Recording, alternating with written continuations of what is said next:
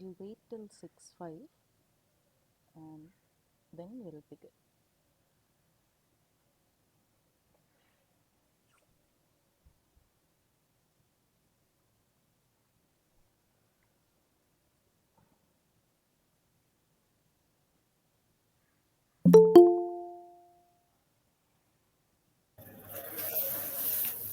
Good evening.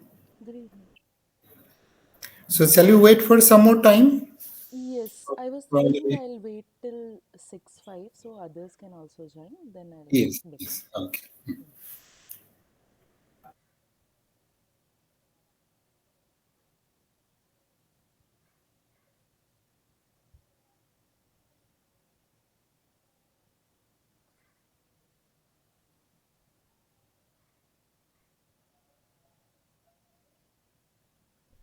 Good evening, ma'am. Good evening. Ma'am, is this the last date to register today Uh, to register for the exam, to the course, ma'am? to the course, I guess enrollment date is gone, right? Maybe we can check. They have mentioned as 6. So, if it is mentioned 6, then it will be till the end of the day. So, it's still valid. I guess you can register till 12 at night. Okay, ma'am. Yeah. If it is mentioned 6, then it is till end of the day. Most of the times it's end of the day, but you can check it once.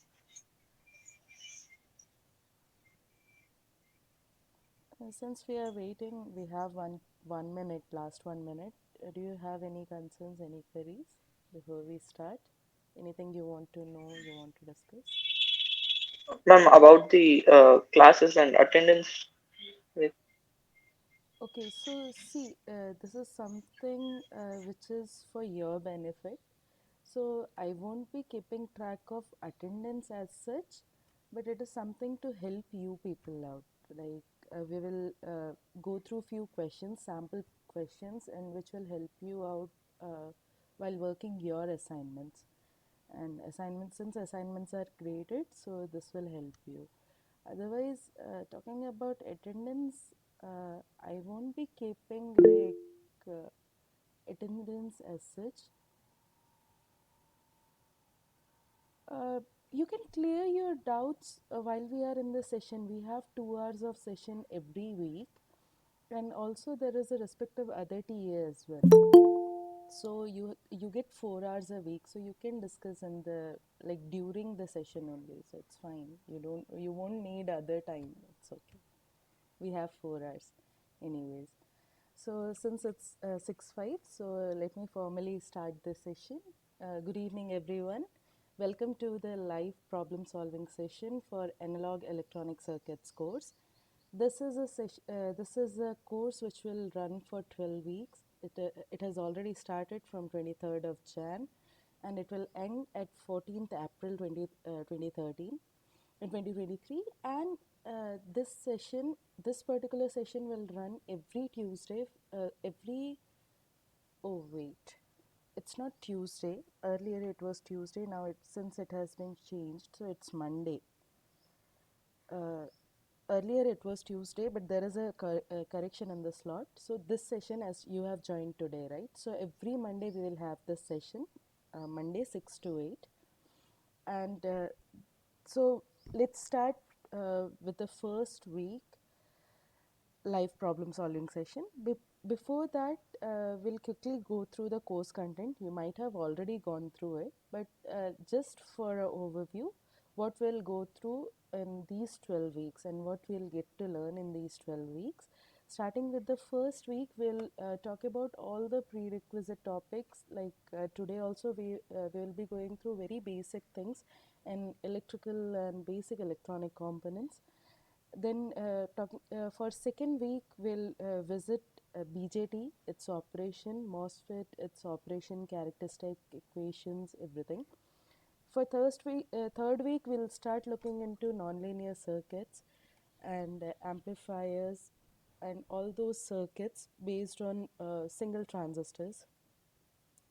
Then for fourth week, we'll move to amplifiers, and where we'll be designing various different amplifiers using BJTs and MOSFETs, and these will be single stage amplifiers. Then after analyzing like their gains and responses, will move to AC analysis of the circuits, which is basically the frequency response of different amplifiers, their high frequency models, their limitations, and everything. Then we'll move to, again, there are various different configurations, right? So these configurations have been split. So in fifth week, we'll be talking about CE, CS, these configurations. In sixth week, we'll be talking about CC, CD, CB configurations. Then for the seventh week, we have multi-transistor amplifiers like CCC, CECC, CSCD, CCCC, Darlington pair, cascade, cascode. We'll talk about all these variety of multi-stage amplifiers. For eighth week, we will have single-ended or differential-ended input. We'll discuss on those inputs. We'll talk about differential amplifiers. There are various different figure of merits for those circuits. For ninth week, we'll talk about current mirror circuits, their operation, their analysis. 10th week, we'll come to feedback. Feedback, we'll talk about various different types of feedback, positive, negative, their advantages, disadvantages. And 11th week, we'll use one such sort of feedback circuit, that is an oscillator, which is a positive feedback circuit, right? So we'll explore the oscillator as far as possible. Then coming to last week, we'll briefly touch upon the different types of wave generators that we can have using oscillators. And if time permits, we'll also go for different classes of amplifiers like class A, class B, class AB, class C. So this is briefly what we are going to do in these 12 weeks. And talking about specifically this particular session, we'll be touching upon the small concepts which will evolve around a particular problem. So we'll be basically discussing problems and the concepts related to those problems. Okay. Now, when we are starting, so let's make this session very interactive. You interact as much as you want. Ask questions, ask your doubts, and even while solving problems, I'll ping you people to answer. So I want you people to solve the problems parallelly, and I would like you people to let me know the answers. I already know the answers. So, assignment format. So assignment format is like you people have already got your assignments, right? Along with the week's lecture, you people have the assignment with you. What you have to do is you have to solve those assignments, submit the answers before the due date, because it is evaluated only when you submit before the due date. After the due date, it won't be evaluated, so you have to submit it before that. And most of the questions will be multiple choice. Even the sample questions that we'll work upon, they will be multiple choice. So yeah, you have to submit your answers, that's it. And rarely there is a chance that there are multiple correct type of questions. Most of them are like single correct MCQs. So that is the format. So let's start upon. So here we'll be talking about like basic electrical and electronics, and mostly electronics, right? Electronic circuits. So when we talk about electrical and electronic circuits, what are the components that come to our mind? Like what are the basic components, starting with, let's say, electrical components? What are the electrical components that we have? RLC, ma'am. Yes, RLC, right? These are electrical components, basic electrical components. Now, when we talk about electronic components, what are the electronic components that come to Diode. our mind? Yes, rightly said, diode. What else? Transistors, MOSFETs. Yeah, BJT and MOSFET, we have already seen, right? So, all the circuits which are built, these are built around these components. We use many of them in our like day to day usage. So, all the circuits which are designed, they have resistors, like resistors, LC, RLC is there, there are diodes, there are BJTs, there are MOSFETs in our day to day lives. All the ICs that we have, all those, all the phone based ICs, every chip, every microcontroller, every electronic circuit, every IC has these components. Now, talking about when we talk about circuit, so there are certain rules or certain theorems, right, to solve that circuit. So when we talk about, let's say, a RLC circuit, what are the different rules that come to your mind when we want to talk about, okay, solving that circuit? Ohm's law, Okay, yeah, basic Ohm's law, correct. What else? KVL, KCL, Yes, KVL, KCL. What else? Thevenin's theorem, Norton. Sorry? Thevenin Norton. Yeah, Thevenin and Norton. What else? Reciprocity. Reciprocity theorem. Hmm. Yes, reciprocity theorem, Superposition theorem. superposition theorem. Anything else that comes to your mind? What else? What else can you think of? Milliman's theorem. Okay, and there are many such theorems, right? And when we talk about circuits, there is one another important theorem which is Miller's theorem. You might have heard of. So there are many such theorems that come when we solve a particular circuit.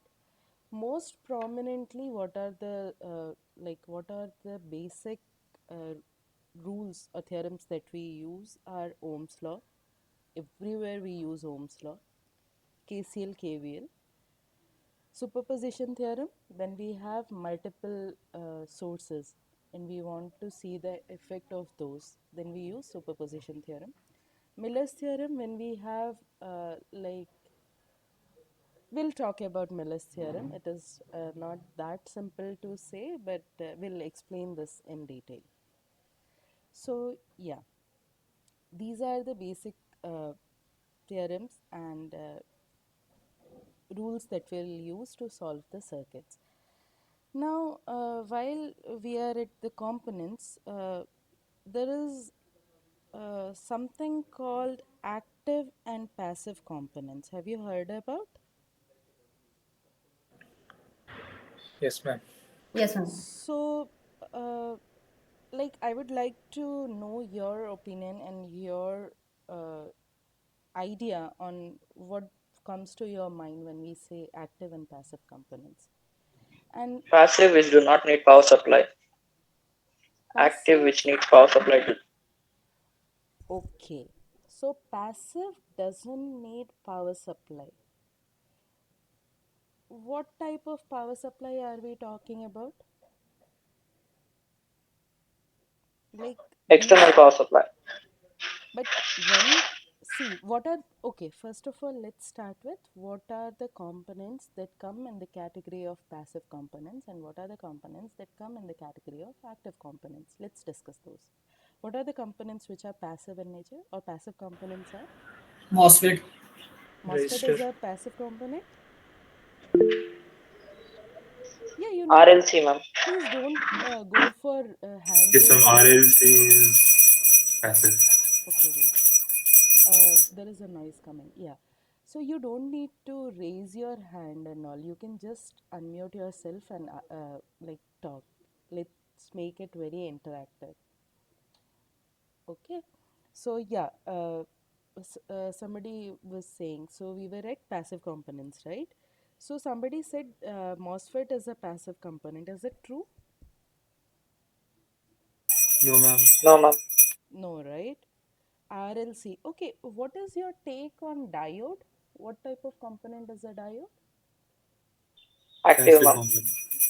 Is it an active component? No, ma'am, diode is a passive component. Okay, so yeah, correct. Diode is actually a passive component. And what are active components? The remaining, that is BJT and MOS.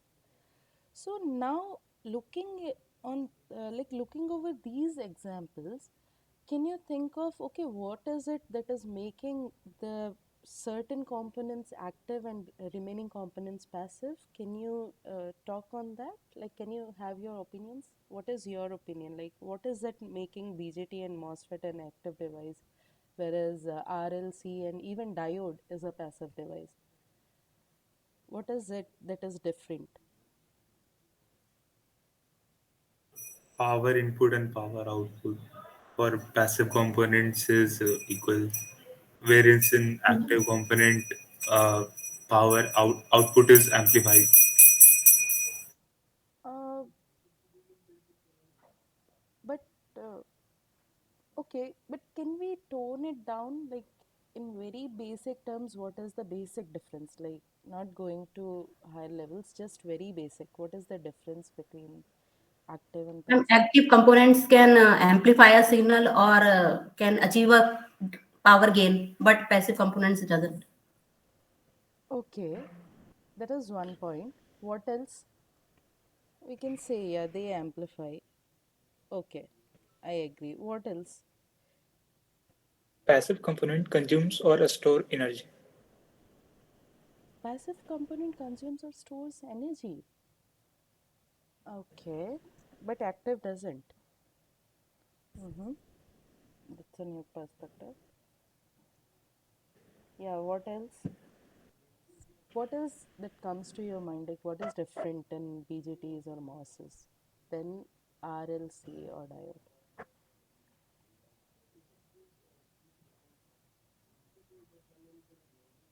We, we have time left with us, so we can discuss. Can you think something from structural part? What is different in these components?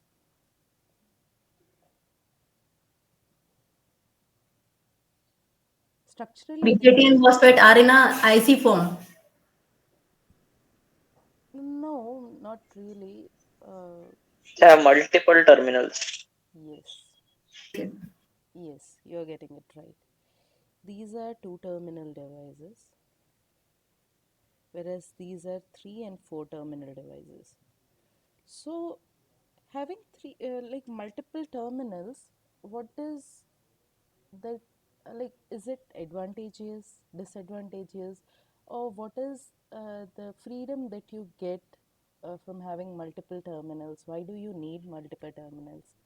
So, in those terms, what do you want to say?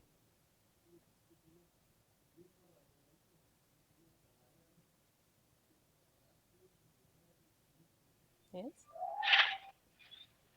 They have their own applications now. Okay. So, let's say there are three terminals, right? So, what is like when there is a resistor, there are two terminals. So from one terminal will give the input, from other terminal will take the output. But when there is a MOSFET, most of the time it has three active terminals. So in these three active terminals, that is specific, that will give input to one and will get output, like will get output from the other terminal. So this is fixed, right? What is the use of that third terminal? What it does? It acts like a control valve.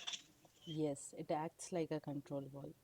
So when we talk about active components, these have external control inbuilt into the device. They have external control. So it's like when there is a resistor designed, if you apply voltage across it, let's say V volts, it will have only I current flowing through it. No matter what you do, when there is a R ohms resistor, and a voltage V is applied, it will only give I as output, correct? But when there is a MOSFET, here you apply V at an input terminal, but here you can get multiple I's like I1, I2, I3, and on what is this that is defining these currents is this external terminal, right? So this acts as a control. So now what it does, so even if you are giving same input, you have the tendency to get multiple outputs. So that's why these are active devices. And since we have this external terminal and we need to supply voltage to it, so they consume power. And power consumption is also high, right? So the basic idea that, sorry, are you saying something? No, ma'am. Okay, so the basic idea is that active components are, first of all, they are multi-terminal devices, and there is a possibility to tune your output. Giving same input, you can tune your output. And this is based on the external terminal, the third terminal that we have, right? And yes, they consume extra power because there is that extra terminal which needs to be there is power that needs to be supplied to that extra terminal, so they consume more power compared to passive components. And since we can tune them, so we can use these components for multiple uses where a passive component can't be used, and that's what we'll explore in this particular course. Got it? So with this basic, so any doubts in whatever we discussed right now? We were just going for preliminary things, very basics. Is it okay? Is it fine? So, okay, with this basic introduction, let's move on to our problem solving session. So, this is the first problem that we are going to solve. Okay, here you can see this particular circuit. In this circuit, you have to find the current across across this 3 kilo ohm resistor, which is basically I1. You need to find the value of this I1. So after looking at this circuit, what is the thought that comes to your mind? Like, how will we solve this circuit? So what is the, Series and parallel. yeah, series and parallel combination. Series and parallel So combination, we can see. KVL we can apply. Yes. So we'll either go for KCL or KVL. KCL. But here, since we need to find the current, so we'll KCL is a safer option, right?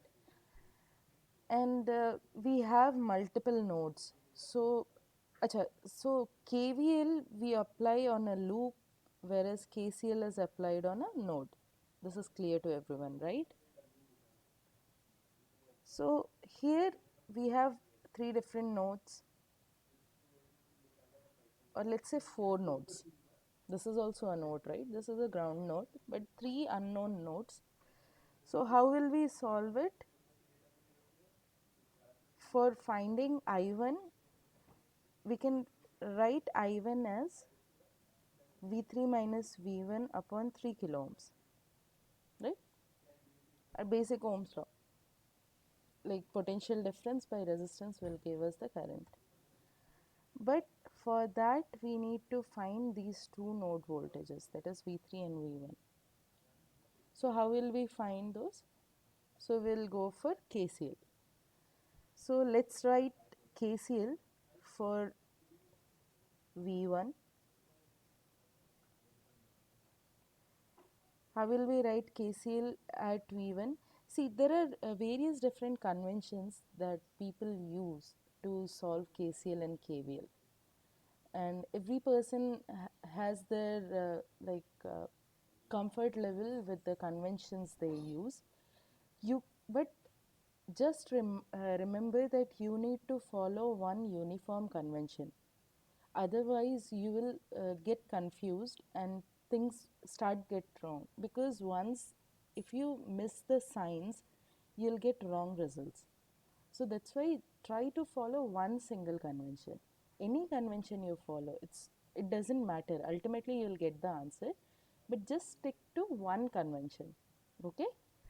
So here I am writing, considering that the node which I am considering has the higher voltage. So I am writing my KCL as if my node that I am considering, the unknown node, has the higher voltage. With that convention, I am writing my KCL. Okay. So at V1, looking at this branch, it will be V1 minus 15 by 2 kilo ohms plus V1 minus this branch V2 by 14 kilo ohms plus this branch V1 minus V3 by 3 kilo ohms is equal to 0. Okay, so this is the KCL at node V1.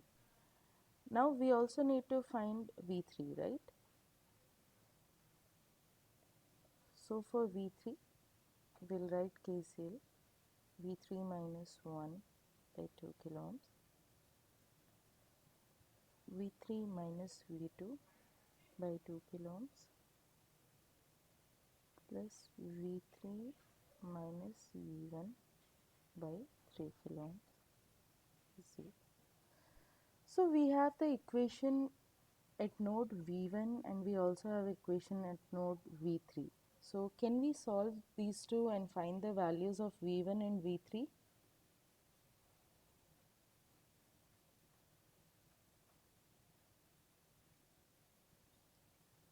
So we have these two equations, right? 1 and 2. Can we solve these two equations and get the value at V1 and V3? Yes, ma'am. Can we? Ma'am, three variables are there, but two equations. Yeah, that is what I was implying too. See, here we have V1, V2 as well as V3. These all three are variables. So when we have more number of variables and less number of equations, you won't be able to solve the equation analytically. So that's why we also need to write that KCL at V2 node so that we can get a third equation, and we'll solve those three equations simultaneously to get the voltages at V1, V2 and V3. Is this point clear? Am I making Yes, ma'am. sense? Okay. Yes, ma'am. So we will write KCL at V2 also.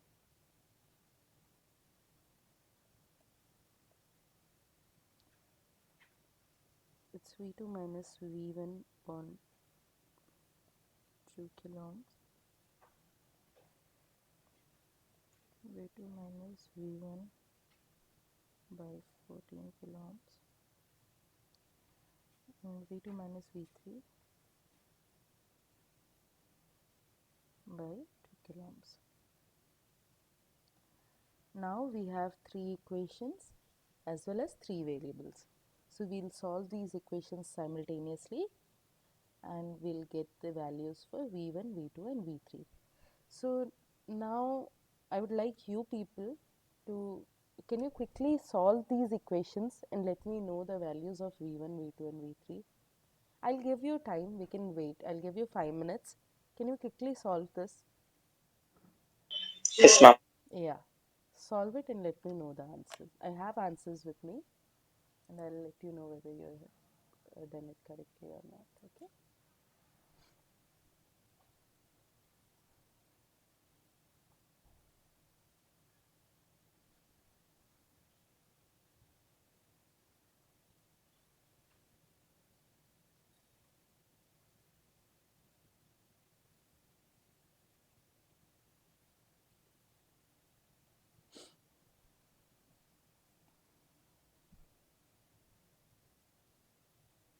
India, if anyone has any doubt, any minute doubt, please don't feel shy. Just ask. It's okay.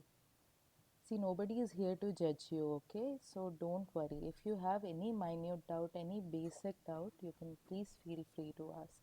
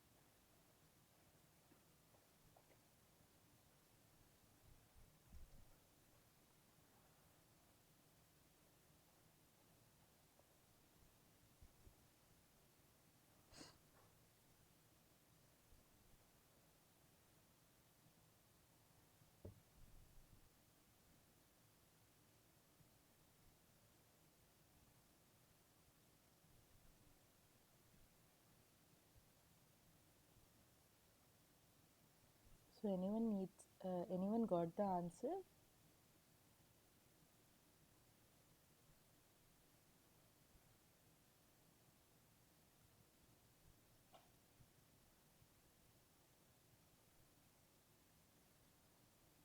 So first of all, you need to find the LCMs for all the denominators, right? And with that, you need to multiply your equation and then you can solve them.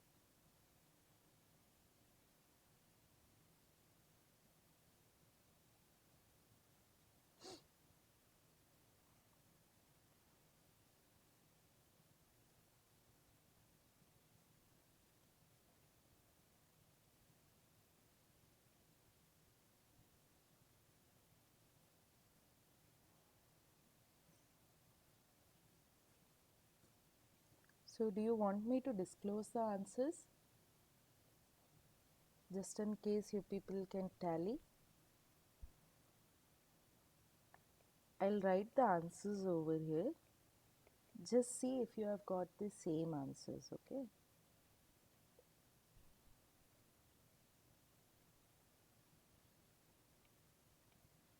So these are the values of voltages that you should get. Anyone got these answers?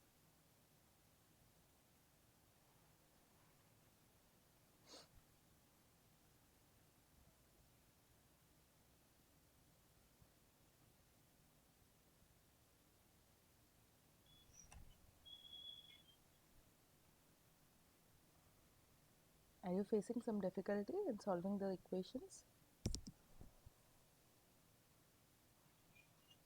No, ma'am. Where are you facing difficulty? Can you let me know? Like what is it? No, ma'am. We are doing the second equation. Okay, okay. Yeah, take your time. It's okay. And if you are stuck somewhere, then also let me know.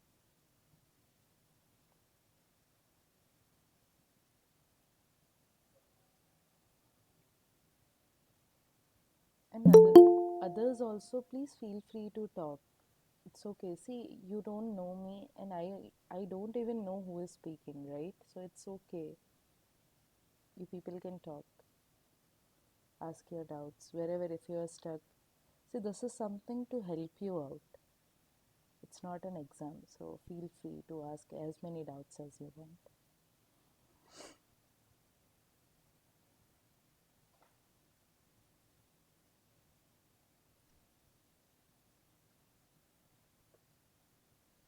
Do you people have scientific calculators? You can even solve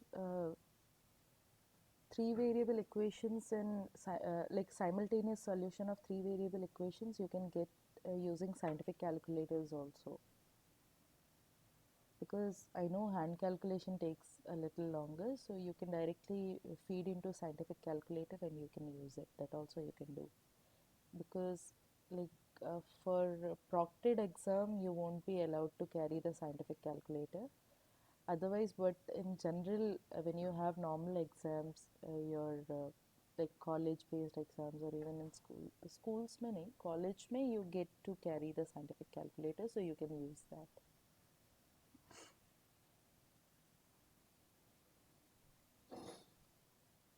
And yeah, from next session, all of you keep your calculators with you, okay? So we will be doing in-hand calculations every time.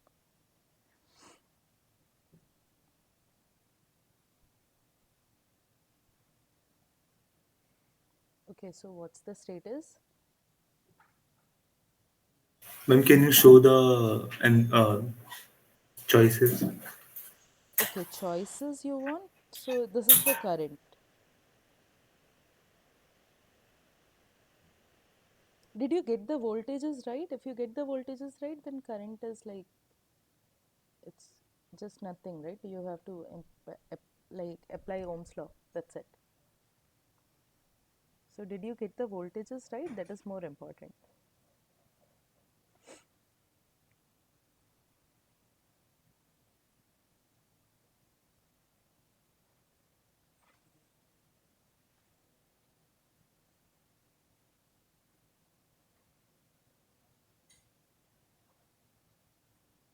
Do you want me to simplify these equations even further?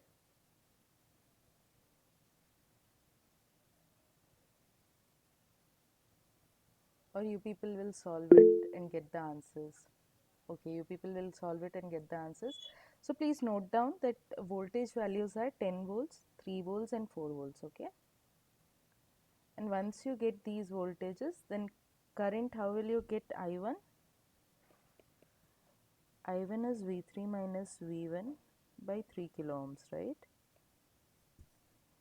So it is simply V3 minus V1. No? V3 minus V1 and 3 kilo ohms.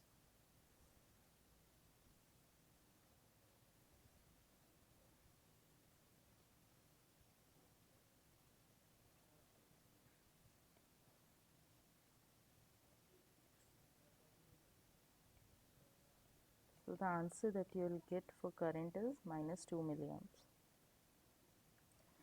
What does the negative current mean?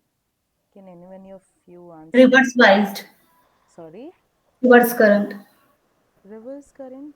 So actually, when we talk about negative, so there is nothing like a negative current. When it says Ma'am, direction. yes, in terms of current, when it says negative, that actually means the direction. So now the shown direction of I1 is not correct. The I1 is actually directed this way. That is from V1 to V3. Got it? So there is nothing like a negative current. Negative just shows the direction. Okay?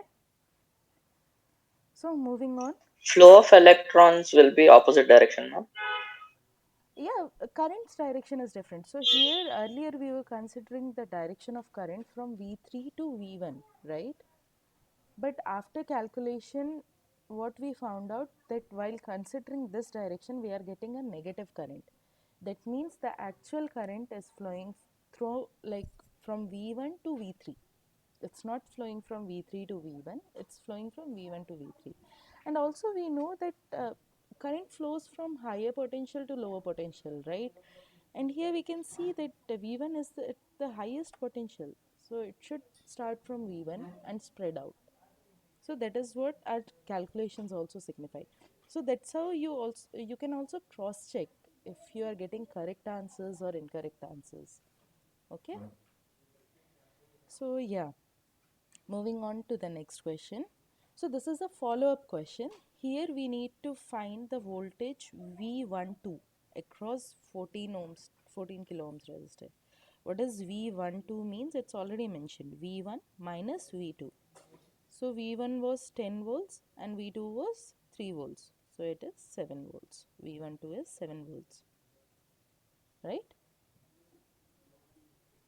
So when follow-up questions are there, once you solve them, you'll get you'll be able to answer many questions based on that solution. So moving on to the next question. So here this is the third question. Here you can see a circuit with R's and C's, and there is also a AC supply and a DC voltage. So, okay, if I would ask you why there is the requirement of these two supplies, what is your answer? Like, what would you like to say? Why we have AC supply all of a sudden here? Like, why not only DC in this particular Ma'am, case? because capacitor AC block charge. DC. Yeah, presence of capacitance makes the difference. So when capacitor is present, it will block the DC and it will bypass the AC signal. So actually this question which I just asked has something to do with the solution of this problem. Okay, so let's go through the problem. What is the problem? For the given circuit, find the DC voltage at its input node. So we have to find this V out, and we need to find the answer for this V out. So when it says DC analysis or DC voltage, when you need to find out, see, as I mentioned earlier, there are many rules that we follow, right? And one of them was superposition theorem, right? What does superposition theorem means? When there are multiple sources like V1, V2, V3 and so on, in superposition theorem what we do, we consider one source keeping all of them grounded, either shorted or open circuited, depending on whether it is a voltage source or a current source, and that's how we move forward. So now here also when it asks about DC voltage at output, that means you need to perform a DC analysis for this circuit. By DC analysis, what I mean that you will put AC source to ground. Okay, so this will go to ground. There won't be any AC source. You will consider that this circuit is independent of AC source. You only have DC supplies, and then you have to solve the circuit and you need to find the answer. Okay, what is the DC voltage that you will get at the output? Clear? Any doubt? No, ma'am. Okay, somebody has already given the answers also. It's 2 volts. Chalo. Let's solve for others. So when we are only considering DC, like only DC supply, how will the resultant circuit looks like? So I'll quickly make the resultant circuit. As we have said that our capacitor will be open since it is DC, so it will look like this.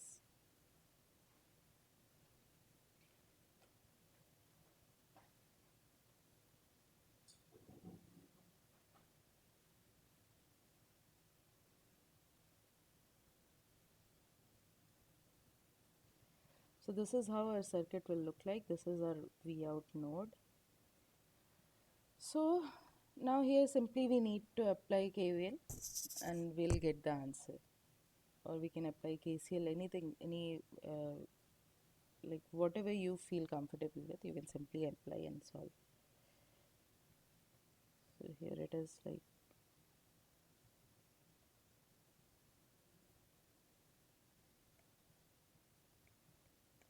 V out is 100 by 600 into 12, right?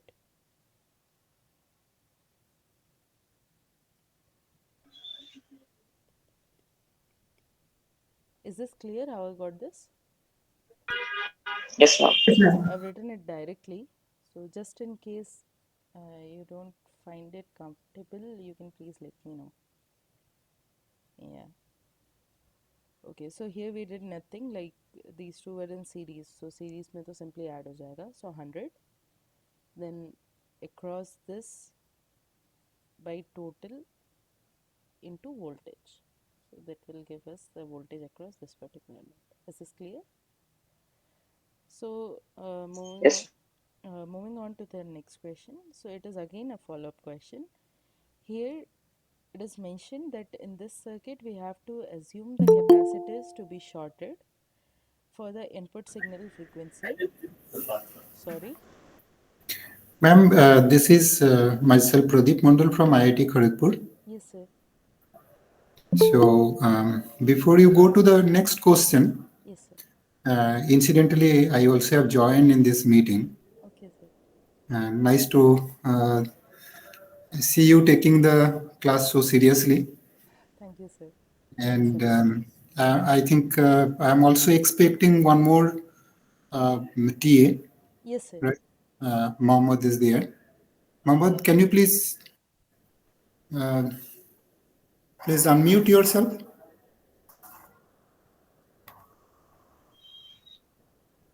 Yeah. So, may I spend maybe 5 minutes to Sure, sure. interact with you and the other students there? Sure, sir. Would love to. Yeah. So,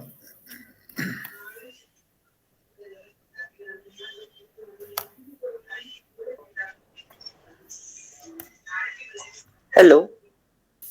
yeah. So this is myself and my student is also there, research scholar, and Subramaniam and Tomal is also there. So they are essentially preparing the tutorial questions. Yes, So sir. it is a good forum to introduce you also, and I suppose every week you will be taking the class. Yes, sir. And yeah, so I'll request you to continue. But before that, as I say that, let me spare probably a couple of sentences for the other participants. Is it okay? Sure, sure, sir. Please go Yeah, ahead. yeah. So you can sit down. Yeah. So maybe you can share your video also so students No, can watch. no, it's okay. I mean, this is fine. It's absolutely fine.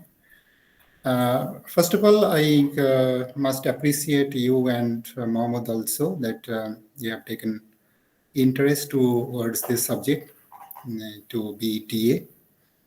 And for the other participants or Sir, I students, am student, sir. Sir, actually, I'm also a PhD student, so we are from okay, PMIS allies. okay. But for this course, yeah, I understand. Yeah. But for this course, you are the TAs, right? Yes. No, sir. Acha, yourself, Mohammed, yourself is you are participants. Yes, sir. Okay, probably I misunderstood. One person from IIT Kanpur is also there in the TLEs. Okay, so probably he may be taking that class later. So actually, he has scheduled his class for tomorrow, so he'll be taking the Okay, class so he will tomorrow. be taking the class tomorrow. Yes. Okay, fine. Now, let me try to understand from the student's perspective what is the expectation from this course. Can you please raise your voice? Any of the students? Yes, sir. Yeah, please go ahead. Sir, actually, I am coming from diploma background. Mhm. So I just wanted to know in-depth knowledge about electronics, sir. Okay, good. Presently, what are you So doing? now I have joined for lateral entry after 2 years of work experience. Okay, in which institution? Dayananda Sagar, Bangalore, sir. Okay, very good, very good. So you like to go further in depth of this topic, right? Yes, sir. Okay, good. Anybody else who would like to share their expectation from this course?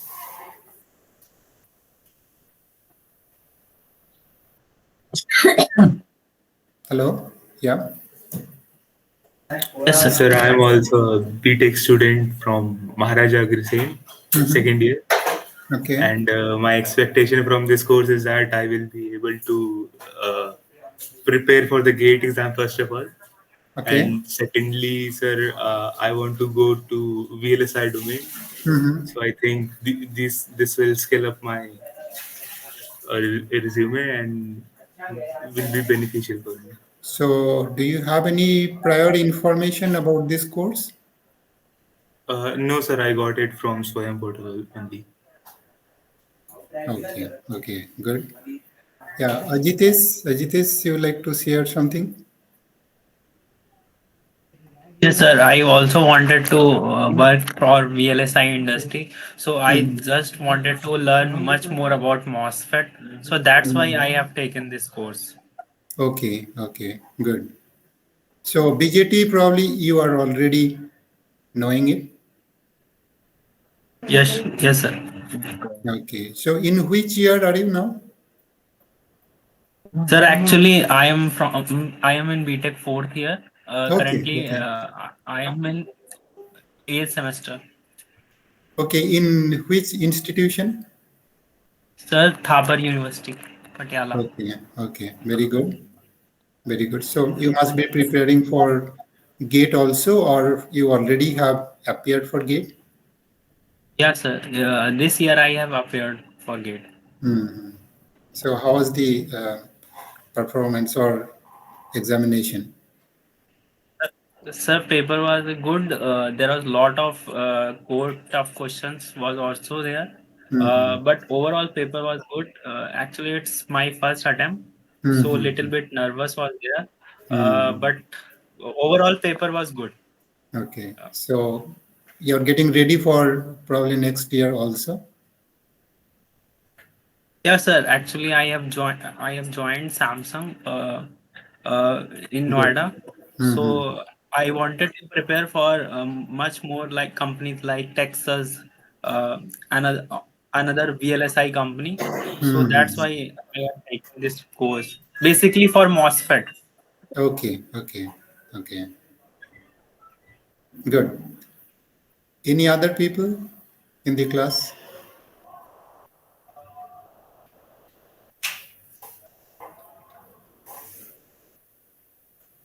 Any other participants are really actively listening now, or you are just somehow logged in?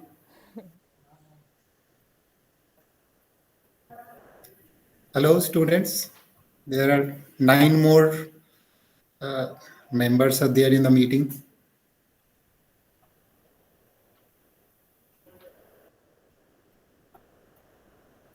So, can you hear me? Yes, sir, you are audible.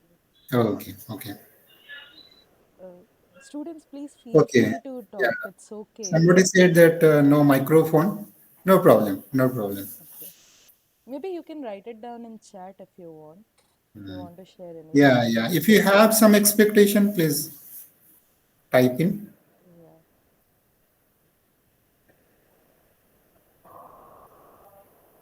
Okay. Um, so you please keep typing, and or probably you can send the mail. So I will ask uh, Mr. Sarda Devi. I can call yourself Sarda, right? Yes, sir, Sharda. Sarda. Okay, good. So please collect the feedback in case if you are receiving, Sure, sir. and please share it to me. My email address is Pradip, Pradip, Yes, sir. at ece.iitkgp together .ac.in. Pradeep at, ECE. okay, Pradeep EC Now Pradeep at the at, rate right? Yes. Pradeep at at ECE. ECE dot IITKGP ITKGP dot AC dot in. dot AC dot in. Yes, sir. Sure, sir. I'll share any feedback from students with you, like Yeah, that. yeah. Now, I just like to proactively share some information. Probably it may be useful for you as well, Sharda. That this course, it is the originally it is planned to be probably different from other courses, particularly from 3 points of views. Um, First thing is that this subject is making an attempt to make a bridge between theory and practical circuits. So whenever we talk about analog, and typically we think that it is more like a black box and linearized circuit. And then whenever it comes to the practical on breadboard circuit, then you have to use devices and components, and there the fumbling starts, particularly whenever you have to make sure that circuit is really working in linear region of operation. Yes. So proper region of operation of the device, whether it is active region for BJT or whether it is saturation region of MOSFET, that is the main bothering part. And unless you solve it, you cannot really proceed further. You cannot linearize the circuit usefully. Okay. So I do have a feeling that many of the students are very comfortable whenever it comes to theory and simplified linearized circuit. But whenever it comes to the practical implementation, then they really have a problem to achieve good gain, bandwidth, and other things, and also signal handling capacity. So this course, it is designed in such a way that progressively you will start from basic components and probably starting from electrical technology, and then gradually you'll be moving to active devices and amplifiers, and then you'll reach to a point where some of the circuits are really practical circuit. You can construct those circuits on breadboard, and you can measure the performance. You can correlate the theoretically obtained gain and bandwidth with whatever the measurement you're doing. So that is the main purpose of this course. The next point is that unlike many other analog electronics courses, intentionally we are keeping both BJT and MOS transistors together. Okay. Of course, they are different. Their performances are also different. So what I thought that if I consider only BJT, and then people who really wants to go for microelectronics or integrated mixed signal circuit, they have to go through another course. Yes, agreed. On the other hand, if I consider only MOS, then many of the concepts which probably it is possible to realize the circuit on breadboard, typically where we use BJT, not MOS, then those students will be having difficulty to construct a circuit on the breadboard. Yes. And unless you construct the circuit on breadboard, you may not be able to appreciate DC operating point and how you can measure the things. You may be having some idea how to simulate the circuit, but unless you construct the circuit, unless you use multimeter to measure the DC operating point and then stimulate the circuit with signal source and then observe the signal at CRO, you will really not be getting ready to appreciate all those theories. True, sir. Agreed. So that's why we are keeping BJT, so that you can parallelly construct the circuit and have a feel of hardware. And at the same time, you are keeping MOSFET so that you also can go into the microelectronics and simulation, and then probably plan for test chip and other things. And while these two devices are having a lot of similarities and dissimilarities, those things are also parallelly discussed so that you can get a feel that yes, BJT circuit is having so and so advantages, so and so simplicity and analysis. And on the other hand, MOSFET is having so and so disadvantages, but it is having some other advantages, like you can integrate analog MOS with rather analog circuit in MOS technology, where analog and digital counterpart you can integrate together to get mixed signal chip. Okay. And of course, there are good amount of similarities. So if you are going through BJT and MOS simultaneously, many of the concepts you can share across these two set of circuits. So then, say for example, common source and common emitter amplifier, they're somewhat similar, Similar, yes, sir. like a common gate and then common Common base, base, yes, sir. right? True. So a lot of similarities are there, and you yourself can judge whether BJT is better and MOS is better, and in what context and other things.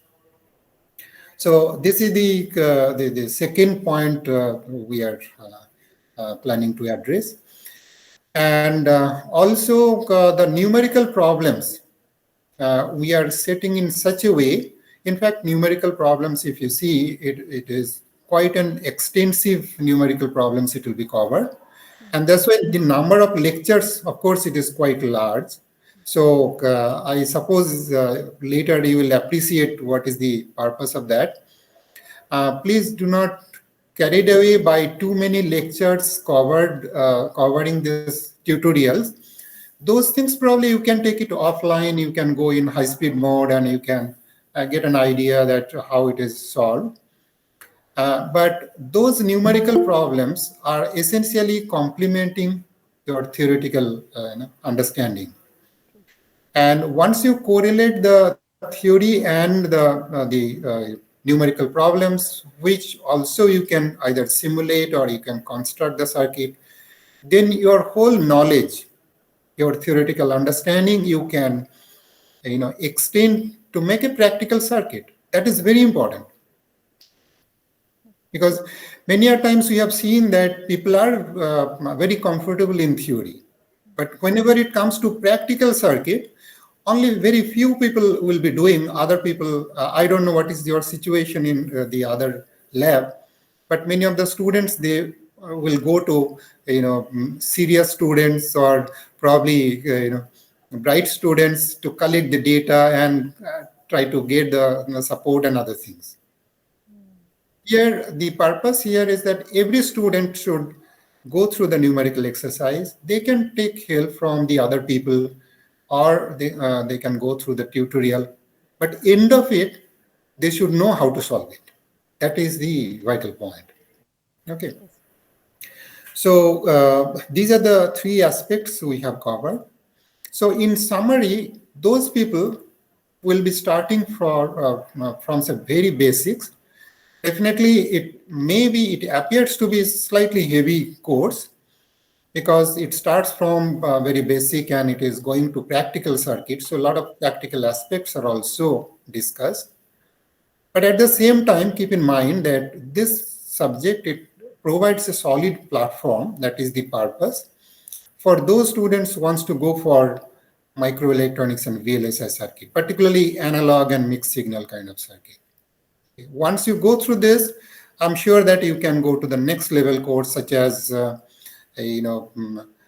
maybe a data converter or analog front end. Those kind of subjects you can directly enter. Okay. So I And have a question. yes, please. So whether we'll be learning about the simulation tools in this series of lectures? Right now, in the tutorial, we do not have any special tutorial for that. Probably down the line, we can ask our TAs, particularly we can request Sarda also in case. Sarda, are you comfortable for LT Spice? So yes, I have like a little experience in LT Spice.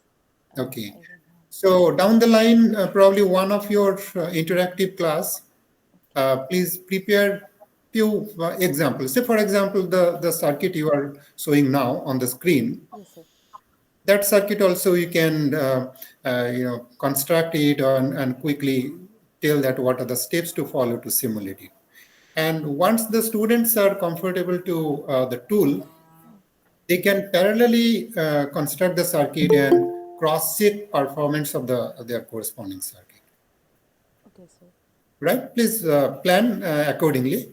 Okay, sir. Right? Yeah. Jyoti, is it making sense? Yes, sir. Got it.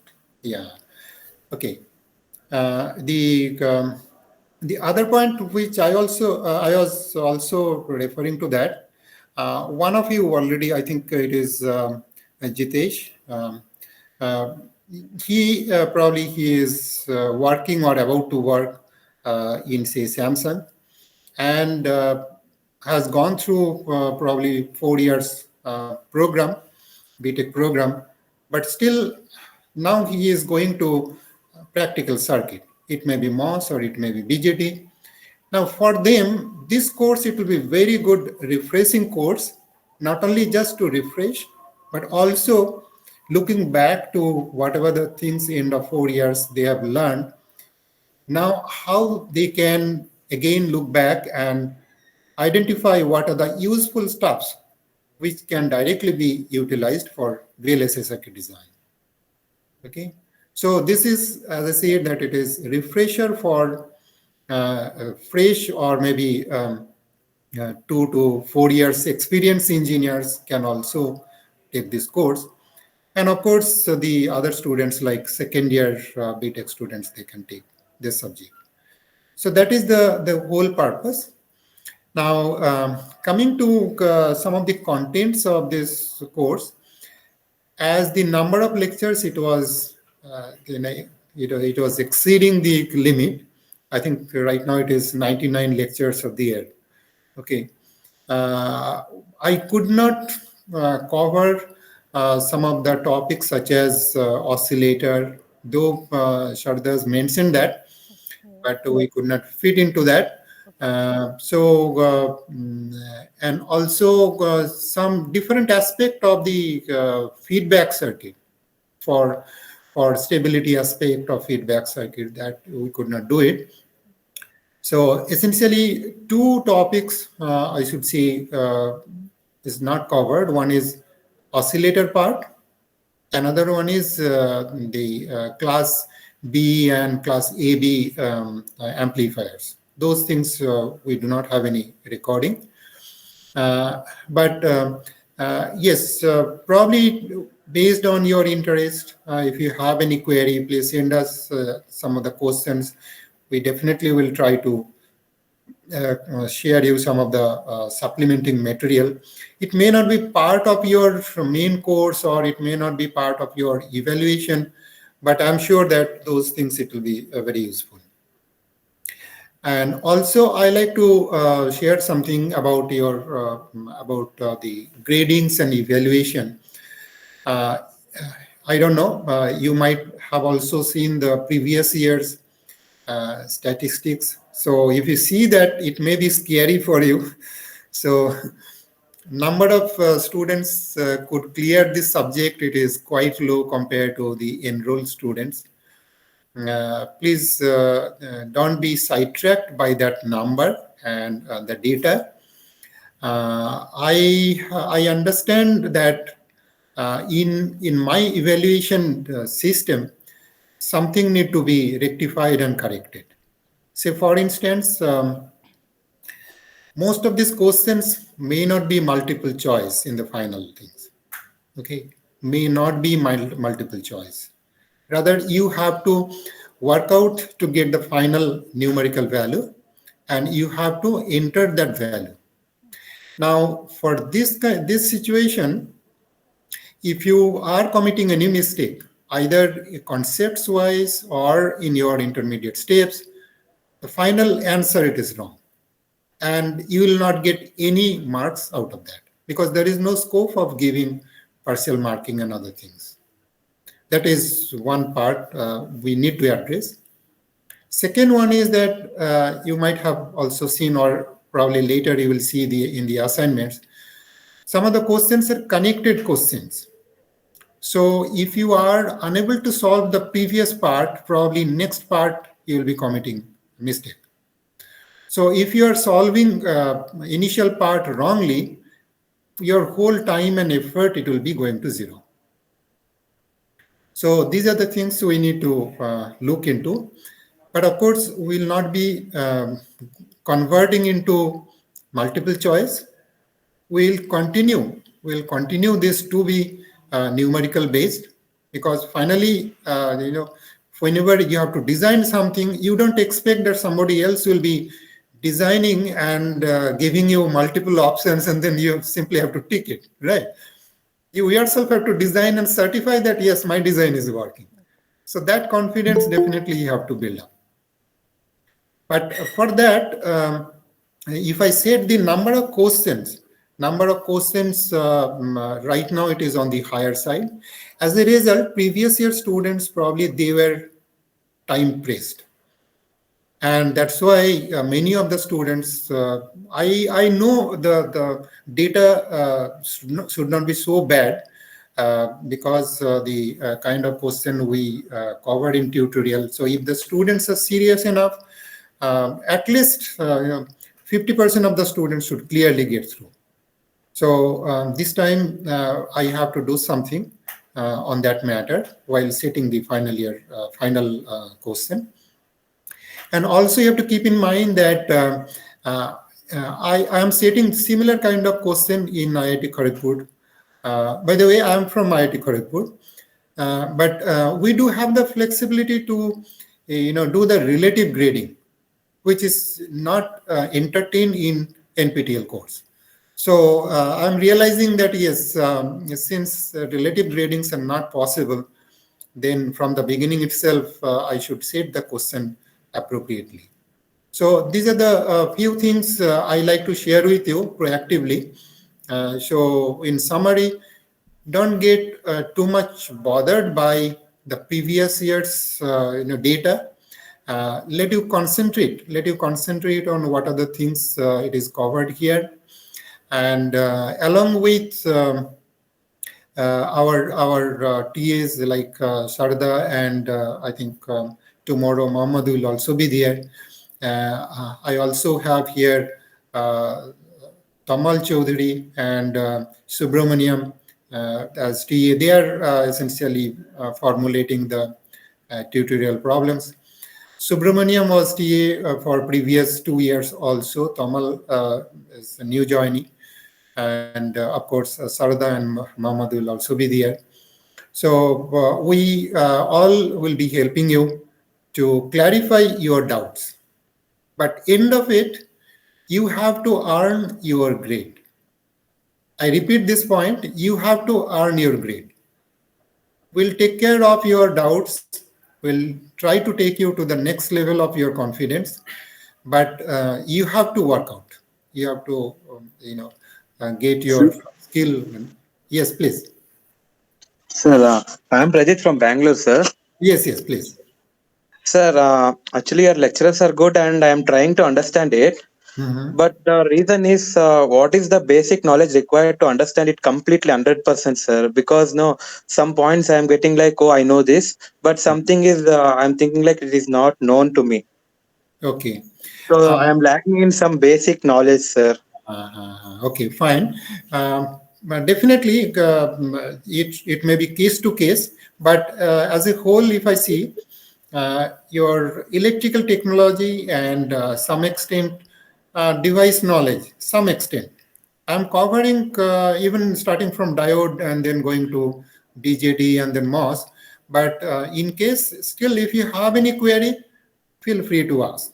Okay, and whenever you are planning to ask some question, please share your question first, either in this Monday and Tuesday's interactive session, or you can send a mail. And then after looking into the query, I can probably get into this kind of lectures, and I can spend some time to interact and clarify your doubts. Is it So can okay? I get your mail ID, sir? How to contact you? Yes. Pradeep, PRADIP, PRA DIP DIP at the rate at the rate. ECE, Electrical Communication Engineering, Yes, sir. .IITKGP Yes, sir. IIT KGP .AC.in. .ac.in. Okay, yeah. So Subramaniam is suggesting that Thank you, probably sir. you can send your queries in the forum, so that not only you send the questions and you send it to me, but also you will be seeing others' queries, so that yes, together all of you will be feeling that you people are having same level of doubts and questions, and for me also it will be easier to compile the questions.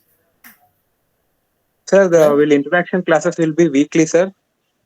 Yes, it will be weekly as it is planned. So we'll get a mail for it, no, sir. Mail for schedule. Yeah, schedule we'll get in our registered mail, no, sir. Yeah. Schedule, I guess it is Monday and Tuesday, right, Yes, Sarada? sir. Monday and Tuesday, both Yeah, 6 to 8. 6 to 8. Yes, Yes, sir. yes. Yeah, so one thing is that they will contact us to our register mail, no, sir. Yes, you need to register to the course first, then you'll get the Yeah. email. Yes, Yeah. yes. Yeah, okay, sir. And probably what I can do, either Monday or Tuesday, initial probably half an hour I'll occupy, and then after that, Sharada, you can take care of, and Mahmoud will take care. Sure, sure, sir. Yeah. Sure. And even Sarada, before you take any class, if you also have some queries, right, before you start discussing, if you want to make sure that whether this is correct or not, please feel free to post the queries, or feel free to send the question directly either to me or to Subramaniam and Tamal. And yeah, so then before you go to the participants, you can make sure that you are confident about that. Yes, sir, sure. That will also help. So, Yeah. may I get the like contact details for other TAs too? So, Yeah, please send your mail, and yeah, then after that I'll share to them, sure, sir. and let all of you, four people, four TAs, you'll be well synchronized. Sure, sir. Okay. Yes, sir. Okay, I think yeah, mostly that is what I like to share, and don't worry, let you proceed according to this plan. And at any point of time, unless otherwise you have any uh, non-technical issues, feel free to contact. We want all of you to take towards the end, and I wish all of you should clear this subject. So please do not get sidetracked by the previous year's data. Okay. Yes, sir. And the final point I like to share, that in this course, those who will be first, I mean, top three, they can come in IIT Kharagpur for their internship. Okay. Is it okay? Yeah, so we'll share this information in the forum, and the purpose of doing that, you will be encouraged to actively involve yourself for this topic. And once you are in IIT Kharagpur, we do have analog electronics lab. Definitely you can construct those circuits, and you will be assisted during summer. You will be assisted to, construct the circuit, measure the circuit, and probably we can also introduce our research team, so that you can get a direction for VLSI, particularly analog and mixed signal design. So, Okay. Yes, please. sir, Jyoti. is the how long will be the internship? It is, we do have vacation period starting from, say, mid of May till mid of July. Okay, and sir, is there any particular minimum qualifications or maximum qualifications for this internship? No, it is, as I said, that this is exclusively for to encourage the participants here. So there is no bar for that. Only thing is that top three. Okay. Okay. Now, how you maintain that position, that we have to see. And yeah, so top three, why we say that we also have limited number of seats and energy during summer. So otherwise, I wish to call all of you here. And yes, but even say suppose somebody is really not in top three, you can interact offline, and definitely you will be encouraged to uh, move in this direction called analog VLSI design. Thank you. Okay. Yeah, I think that's all from my side, and probably I may not be coming tomorrow, but depending on my schedule, I may join. I'll ask Sarada, you should also join along Okay. with the other day, initially at least, initial half an hour. Okay. If I get a chance, I may also come in to share some of the information or some of the queries in case the students are having. Sure, sir. Okay, Okay. so now please go ahead.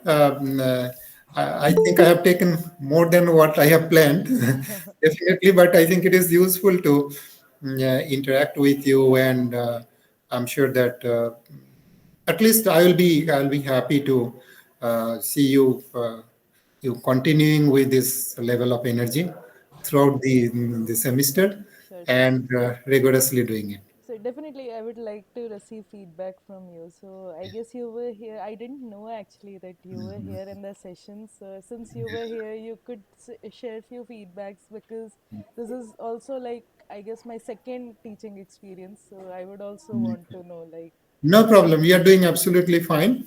okay, I'll ask my other TAs, may not be today, but probably next week onwards to participate. They will also be on and off maybe, but essentially let you all four synchronize. yes, sir, sure, And if it requires, you can ask your queries to me as well as to them. yes, And yeah, so wish you all the best. It is for you also. It is a, starting point, right? yes, sir. Yeah, Thank you, sir. yeah. So, sir, I'll be mostly covering problems only, right? And Yes, yes, yes, yes. Yeah, unnecessarily don't repeat the theory. Rather, problem solving is supposed to be more important for the participants. yes, sir. And yeah, I think that's all to share. Sure, sir. And Um, just in case if any topic you feel like you could not cover and it needs to be covered, you can let me know so I can prepare and get students acquainted with that. That's it. yeah, yeah, sure, sure, Yes, sir. sure.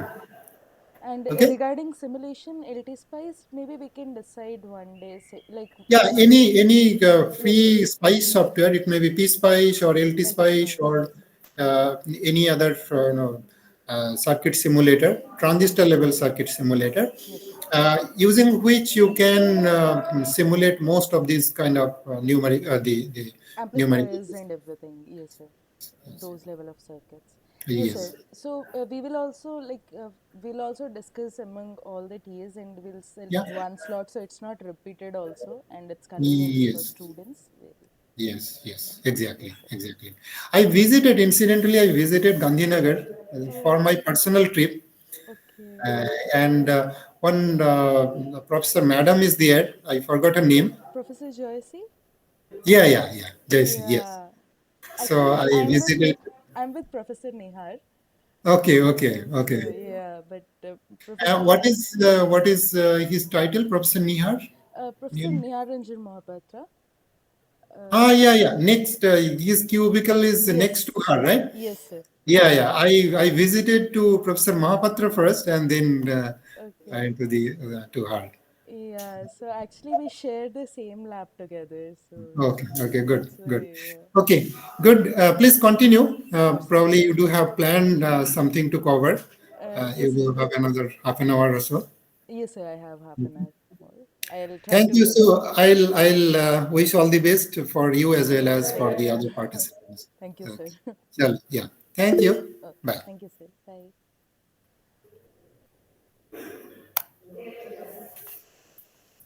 Okay, students, so let's continue. We were at this third problem, right, where we analyzed this circuit. So we basically performed a DC analysis for this circuit. Now, analyzing the same circuit for AC signal. Here now, see what it says. For the circuit shown in this figure, assuming that the capacitor is shorted for the input signal frequency, calculate the amplitude of output signal and select the closest option possible. So here now we have to actually perform AC analysis. So we need to consider this input, that is AC signal, and we need to say, okay, how much is the, see, whenever it says signal, let me tell you a few things to differentiate between like, okay, what is being asked. See, when earlier also it was asked as what is the output, here also it is asked as what is the output. Now you will say, okay, when will we go for DC analysis and find the DC output, and when are we going to look for the AC outputs? So most of the times it is mentioned that when there is an analog signal, we call analog input as a signal. Okay, we don't call it as analog voltage or analog, we call it as analog input or analog signal. So corresponding to that, you will be asked to find the output signal. Okay, so most of the times analog inputs are called signals, and we when it is asked to calculate the output signal level or output signal amplitude, then it is sure that you have to find the value like you have to consider in like AC signals and AC analysis. Okay, but when it is asked, okay, what is the voltage level at output, or what is the DC voltage, so when it is mentioned DC voltage, then it is clear that you have to find the DC voltage. But when it is mentioned like what is the output level, so level means it is a fixed value, so it should be DC. But when they talk about signal, signal means AC. Okay, so please don't be confused between, okay, what is being asked. Because before solving, one thing is very clear, that you need to know what is being asked, right? Because if it is being asked that you need to do a DC analysis for the circuit, but you are performing an AC analysis, then everything will go wrong. So first of all, it is very important to understand what is being asked. So that's what I'm saying. Here, see, it says calculate the amplitude of output signal. So here you have to find the amplitude of output AC signal. So this is an AC analysis, okay? And also here it is mentioned capacitor is shorted. Most of the times it is not mentioned that whether capacitor is shorted or it is opened. You have to decide it on your own whether what will be the state of the capacitor. See, when you are going for a DC analysis, the capacitor will be open. When you are going for AC analysis, the capacitor will be shorted. Is this clear? Yes, ma'am. Okay, so with this, let's move forward. So simply here it is given like voltage input is 80 sine omega t, omega nt, and we have to find output. And yeah, also there are small conventions, like when we are talking about AC, we write it as small v in or small v out. When we are talking about DC, we write like capital V out. So that is also a way to differentiate and to make things very clear. Okay, so now we have to find small v out. So how will we find small? Yes, somebody raised their Ma'am, hand. what is the difference between VCC, ma'am? Sorry, VCC. uh, actually I am unable to hear you clearly. Can you repeat Ma'am, again? VCC, ma'am. V. Difference between VCC and V supply. Oh, VCC and V supply. No, it's just a convention. So sometimes, see, here it is written 12 volts, right? Plus 12 volts. Sometimes it's written as VDD. Like in terms of MOSFET, it's written as VDD or VCC. In terms of, mostly you will see VCC in terms of BJT. So VD basically defines drain. Okay, so drain, source, these sort of things. And also it is like supply voltage, or even VCC is for mentioned, then V supply is mentioned. And there are many things like analogous to a supply voltage that is mentioned. So you no need to worry. These are just nomenclatures. People specify these differently. What else? So mostly VDD, VCC, V supply, and other than that, you'll see like voltages being applied as here. You can clearly see the voltages being applied as plus 12 and ground. And what else? So yeah, these are basically the nomenclatures to show that okay, a supply is being applied. And anywhere if certain words are given, like let's say a nomenclature is a VDD, so they will specify okay how much is the VDD. So it's ultimately you have to, in place of plus 12 volts, you will use that VDD. That's it. It's just a nomenclature, like nothing more than that. Yes, ma'am. You can rest assured. Yeah. So now in this circuit, since we need to go for AC analysis, so both the capacitors will be shorted. So the resultant circuit, how the circuit will look like, 50, 50, 500. And yeah, one more thing, when you are performing, see, I told you about the superposition theorem, right?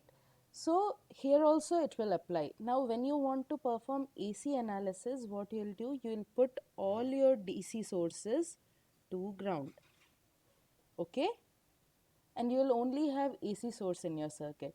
Now when you are performing DC analysis, you'll put your AC to short so that you only have DC supply. Is this clear?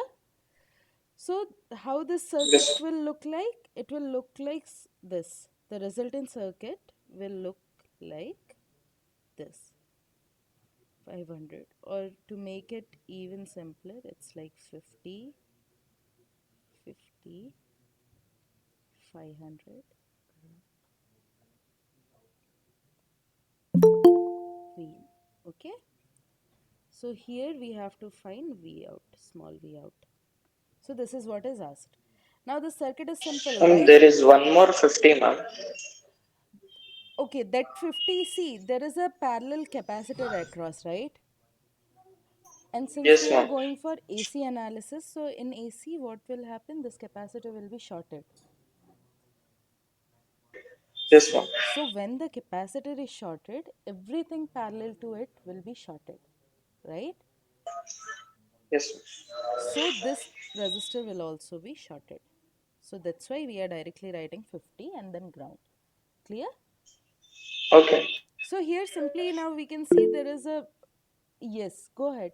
You don't need to raise your hands. It's okay. You can just unmute and go ahead. It's okay. Yeah, ma'am, it is a small signal analysis or very large signal analysis because we have sorted the capacitor. So either it is Okay. steady state analysis or a small signal analysis. Uh, okay. So in that terms, if you want to say small signal, mm,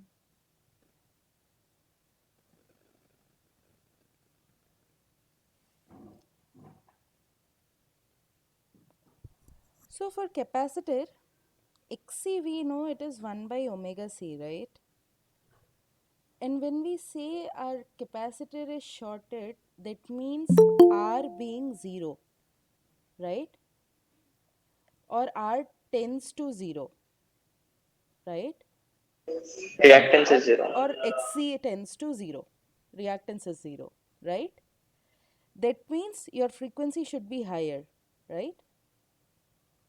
So for what case your so when we say our frequencies are higher, that means this is somewhere like uh, uh, what we can say, large frequency or higher frequency analysis.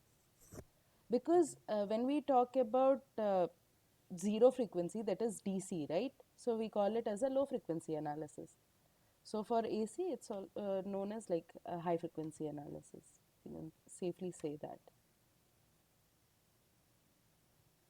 Is it clear? Okay. Yes, ma'am. Okay. So moving ahead, since we have simplified the circuit, now we have this resistor divider.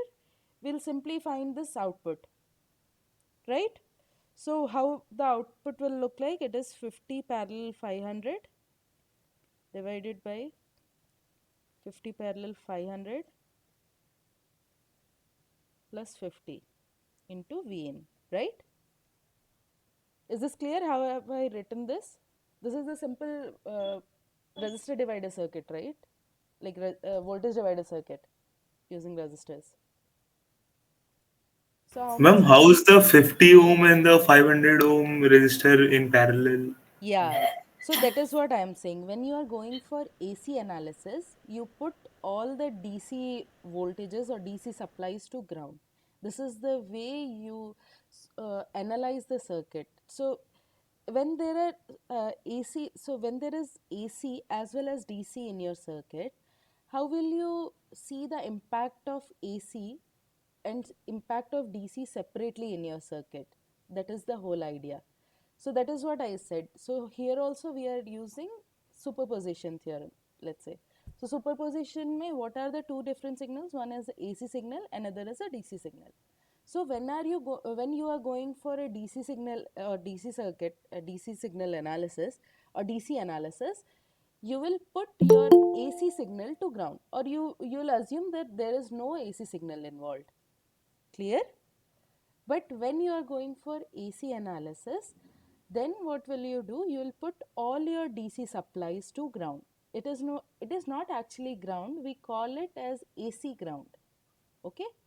That means they are not interfering in the AC input, or they will not interfere in the behavior of AC input of that circuit. So we are only looking at the AC behavior of that circuit, or what will an AC input signal uh, do changes to that particular circuit. That is only we want to observe. We don't want the influence of DC. So that's why we put it to ground. But this is not actual ground. We call it AC ground just to analyze the circuit. This is not reality. That's what sir was saying, right? Like these type of assumptions we make to solve the circuit properly in hand. But when you are actually designing the circuit, you cannot put ACs to ground or DCs to ground. You cannot do that. So that is the difference where it comes in terms of like practical knowledge and theoretical knowledge. But for our, like, see, we want to have easy and simple calculations, right? So to have simple calculations, we take certain assumptions to make our calculations easier. That is the only thing. So here what has happened is we put this plus 12 volts to a AC ground. It is not actual ground. It is AC ground. Okay? So that it comes in parallel to this 50 ohms. And also here the 5 volts has been shorted, so that it is like the AC signal is directly connected to the ground. Okay? Is this clear? Am I Yes, clear? ma'am. Yes, Yeah, ma'am. yeah. So after solving this, you will get a V out to be 38 millivolts. Like amplitude was asked, so it will be 38 millivolts. Okay? Now moving on to the next question. In this question, we have diodes in our circuits. Okay? So we have to find the input-output transfer characteristics for these diode circuit, where these diodes are assumed to be ideal. So what does an ideal diode means? That it starts conducting when you apply like from the zero positive bias. Okay, so that is how it will start, and for reverse bias the current will be 0. So the IV characteristics for ideal diode will be, it will start from 0 for positive voltage and the current will be completely 0 for negative voltage. That is the idea of an ideal diode.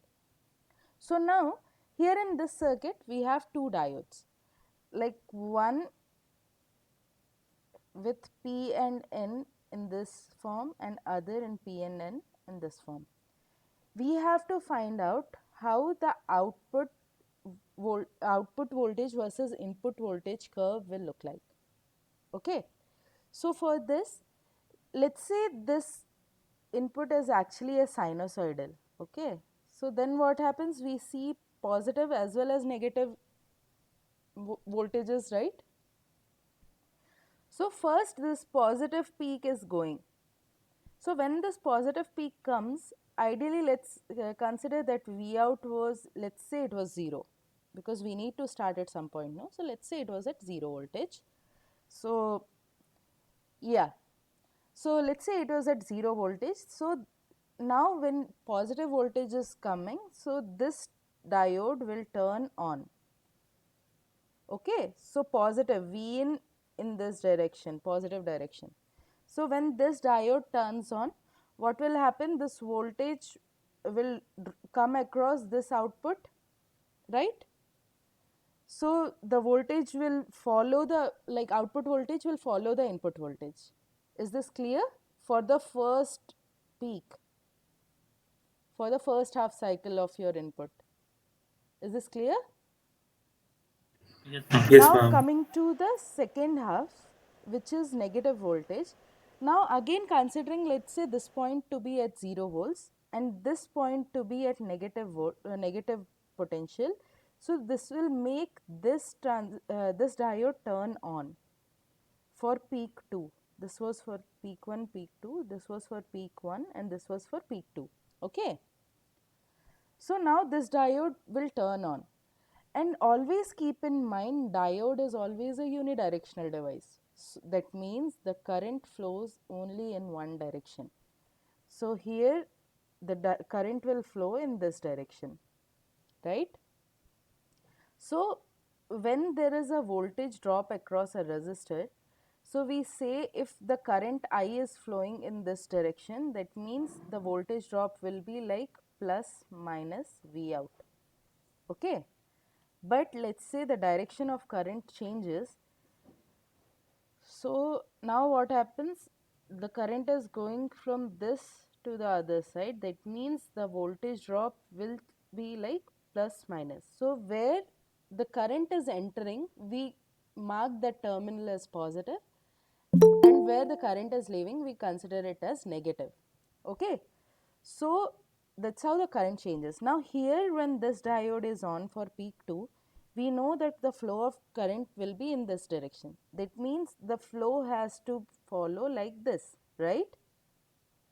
So now what is happening here, you can see that voltage has changed its polarity. Earlier it was plus minus, now it is minus to plus.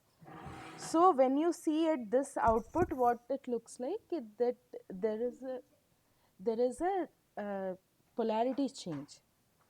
So for positive input voltage, we got positive output voltage. So this, this, this, all three are okay for us. Like all of three are satisfying our condition. Now when it comes to peak 2, that is the negative peak, then what happens? The polarity of voltage has changed.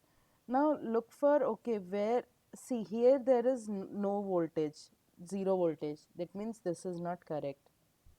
Here we are seeing a positive output for negative input. This is also incorrect. How none? See here we have negative input. This is negative scale, right? And negative output. This is what we were getting, no? Output polarity has changed and input was already negative. So C will be the correct answer. Why none? Is there a confusion? Please ask.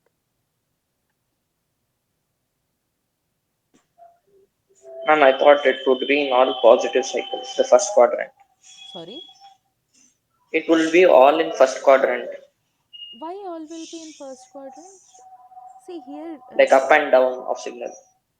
up and down of signal, that's what I'm saying, right? If this is the 0 voltage, that means these are positive voltage and this is V in.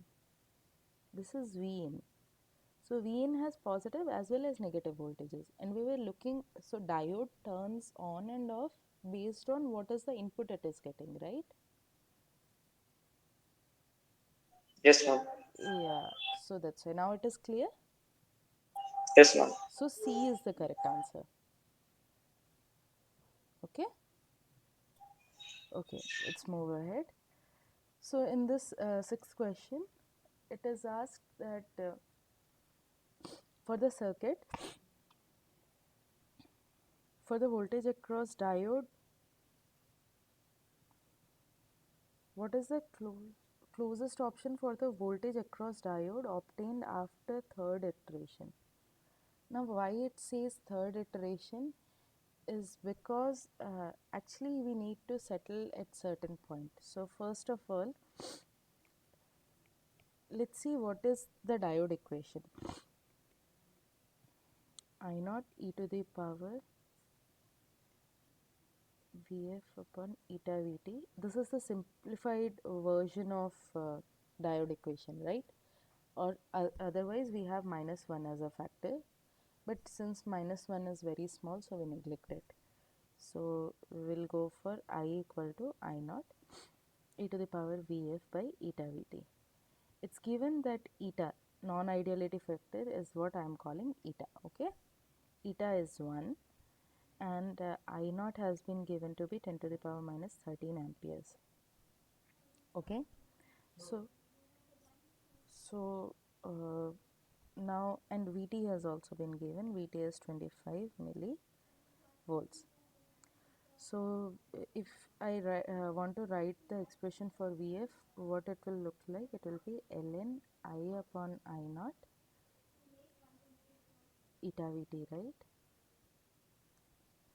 This is how the expression for voltage across this diode will look like. Here V naught I'm referring to as Vf, okay? Now what we need to do is we need to find out, okay, what is the voltage across this after 3 iterations. So let's say for first iteration, like iteration 1, we consider Vf to be 0. We had to start somewhere, so let's consider Vf to be 0. So in that case, if Vf is 0, we'll simply apply Ohm's law and we'll get the current as 4 minus 0 by 1 kilo ohm. So I is 4 milliamperes. That is what we get as I, okay? Now we have got I. What we will do, we'll substitute this I into this earlier equation of Vf and we'll recalculate and find what is the value of Vf. So Vf is eta is 1, so we'll eliminate simply 25 millivolts ln 4 by 10 to the power minus 13. So for this, the value turns out to be 610.3 millivolts. This is what Vf1 comes out to be. Ma'am? Yeah. Yeah, ma'am, it may look like a silly doubt, but ma'am, since the diode is not on, so Okay. is it? Yeah, I get your doubt. So since diode is not on, how are we saying this? But it so diode के बारे में eta is 1 and nothing much has been mentioned, but we need to start from somewhere, right? We need to start the iteration from somewhere. So we are just initiating the iteration saying, okay, like let's say initially there is no voltage across the diode, and so the diode has 0 voltage across it. So it will be basically, it will become like an open circuit or no current flowing through it. So there won't be any current. I get your point. But at least we need to solve and start from somewhere, no? So that's why we're considering it like this. Okay, we can just consider Yeah. very small voltage is going across Yeah, it. we can consider. So ultimately, why here also we are saying like answer has been asked after 3 iterations is because, see here I have considered Vf to be 0. But after back calculating, I am getting it to be 610 millivolts. There is a huge mismatch, right?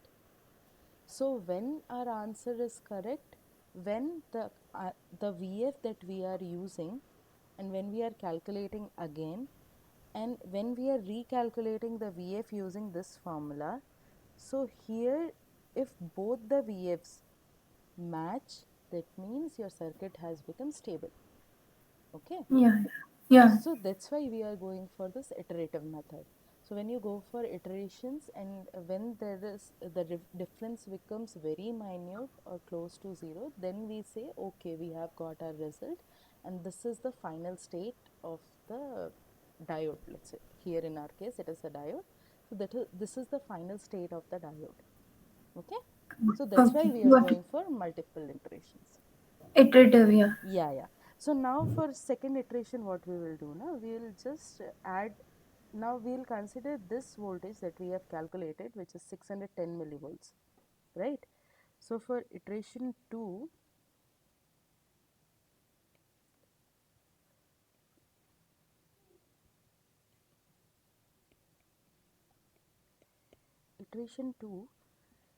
we'll consider Vf to be 610.3, right? Yeah, 610.3 millivolts.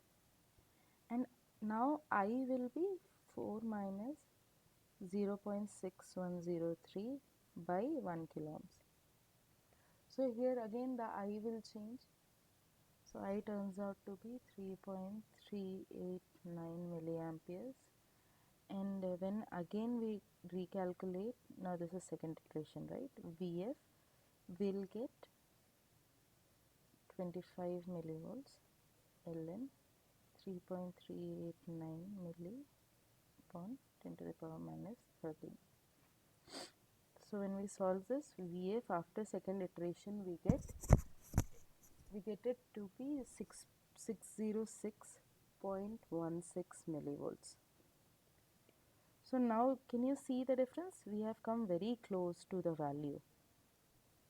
Earlier it was 0 and 600 millivolts. Now it is 610 and 606 millivolts. So the gap has reduced.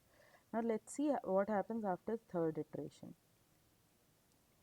So for third iteration, our Vf initial guess will be 606.16 millivolts. So that means I will be 4 minus 0.60616 by 1 kilo. So after third step it is 3.39 milliamperes. So for this current, this is I3, I2, I1. So for this, now again we recalculate the Vf, 25 millivolts, Ln 3.39 by 10 to the power minus 13 milli. So here the value of Vf that we get is 606.195. Okay. And if we see closely, it is actually Vf is 0. This is millivolts. So that is 606 volts. So earlier also we considered 606 and here also we are getting 606, right? So our system has converged as the error has reduced by 6 orders, right? Because it is in millivolts and you are getting so when you talk about volts, you are seeing the difference at 10 to the power minus 5 or 10 to the power minus 6 orders. So that means the system has converged. So here what was asked, like what is the value that you are getting after third iteration? So it is 0.606. Clear? Yes, ma'am. Okay. So now since we have calculated the voltage, the follow-up question is, what is the current that is obtained after the third iteration? So what was the current that we saw? It was 3.39 milliamperes, right? After the last iteration here, the current. For third iteration, the current is 3.39 milliamperes, right? Yes, So, ma'am. yeah, so that is what is mentioned. Now coming to next question. Here, in this question, piecewise diode model needs to be used. So what is piecewise linear model for a diode? So for a diode, the piecewise linear model is like there will be an RD and there will be like a V gamma. it is like the built-in voltage or knee voltage, cut-in voltage of that particular diode. Okay. So RD is given by Vt, that is thermal voltage, and the current flowing through the diode. Okay. So in this question, V gamma is given 0.6 volts, Vt is given 25 millivolts, eta is again 1. So now what we have to find out is find the value of DC current through the diodes. Okay, since nothing has been mentioned, so we'll consider both the diodes to be equal. So both the diodes will have similar RD and similar V gamma. So this circuit will actually become like RD, V gamma, RD, V gamma. So this is how the circuit will look like. Okay. Now it is a resistor divider circuit only. You have resistances and voltages, and since it is asked DC current, so you will simply like you will not consider this capacitor. So we'll only see this. This is the resultant circuit. Okay. So when we see what is the value of current, that is, so we need to ultimately find out, okay, how much is the drop across and how much is the current flowing through this. So 12 volts is being dropped across I into 6 kilo ohms plus V gamma plus V gamma for 1 and 2, both the diodes. Then the voltage drop across this internal resistance of diode will be Vt plus Vt, right? So like this is for the total voltage. From here we can finally calculate the current flowing in this particular from this supply, 12 volt supply, to ground. We cannot call it a loop because it is not a complete loop, but yeah, in this like from supply to ground, what is the current that is flowing, and since it is in series, so same current will flow, right? Or also we can find like V out. What will be the V out? It will be V gamma 1, V gamma 2 plus Vt1 plus Vt2 for both the internal drops. So V gamma we know 0.6, it is also 0.6, so 0.6 plus 0.6 plus 0.025 into 2. So V out is actually how much? 1.25 volts. So this is the output voltage that we get, and corresponding the current that we will get is 1.79 milliamperes. Okay, since we have got the output voltage we have got, we can simply get the current also, right? So the current is 1.79, and the next question, follow-up question, was voltage, which is 1.25. Since it is already 8 p.m., so do you want to, so there is one more last question that is present. Do you want to solve this question, or maybe we can look into it next? We can. Do you want to look into this question now? Yes, ma'am, we can look into the question. Okay, so this is the last question that we have. In this particular circuit, we need to find the minimum input signal frequency to get the output signal at 50 millivolts. So V input is 200 sine omega nt, and the V output we want to be 50 millivolts, like magnitude. Okay, magnitude of V out we want to be 50 millivolts, and this was 200 millivolts. So we need to find what will be the frequency which will make our device, which will make our circuit behave in such manner that a 200 millivolts input sinusoidal signal will convert into a 50 millivolt sinusoidal signal. That is the idea. What else is given? Okay, nothing has been given. So since diode ke bare mein nothing has been given, so let's consider the diode to be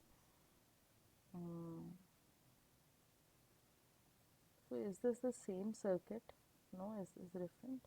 This is the same circuit, right? Follow-up question only. We started here. Yeah, so since it is the same follow-up question, we'll consider the same parameters for the diode. So here V gamma is 0.6 and the diode will also see RD. So now again here we want to talk about AC analysis. AC analysis means we need to put all our DC supplies to AC ground. So that means this the cut-in voltages of 0.6 volts for diode also need not be considered. So how the resultant circuit will look like? It is like 50 ohms, then capacitor RC. RC will convert into 1 by SC. RC will convert into 1 by SC, and yeah, so then we have RD1, RD2, 6 kilo ohms, ground, here it is V out, and here it is V in. Okay, so this is the resultant circuit that you will see, right? So in this resultant circuit, now we will find V out magnitude, which is given to be 50 in terms of this equation, these elements. So how it turns out to be, so V out, actually the expression is, since we are lacking in time, I'll quickly write down the expression. Maybe you people can try and solve, and if you are not, yes, sorry. Ma'am, we have not replaced the V gamma with diode here Yeah, in AC analysis. I've said no, it is AC analysis. So V gamma is a DC voltage. It is always a DC voltage. So you need not to consider that. Okay, so V naught that we'll get it as RD1 plus RD2 parallel to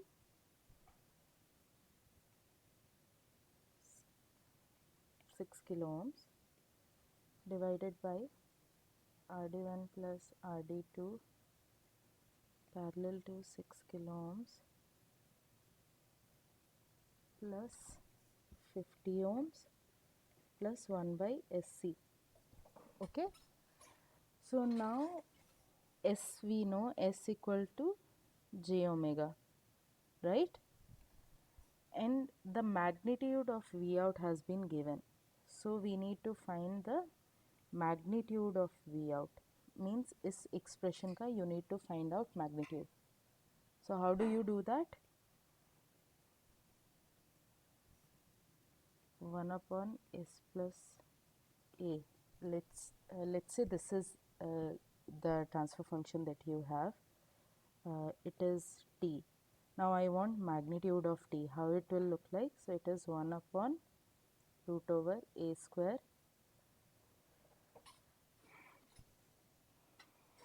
Plus omega square. plus omega square.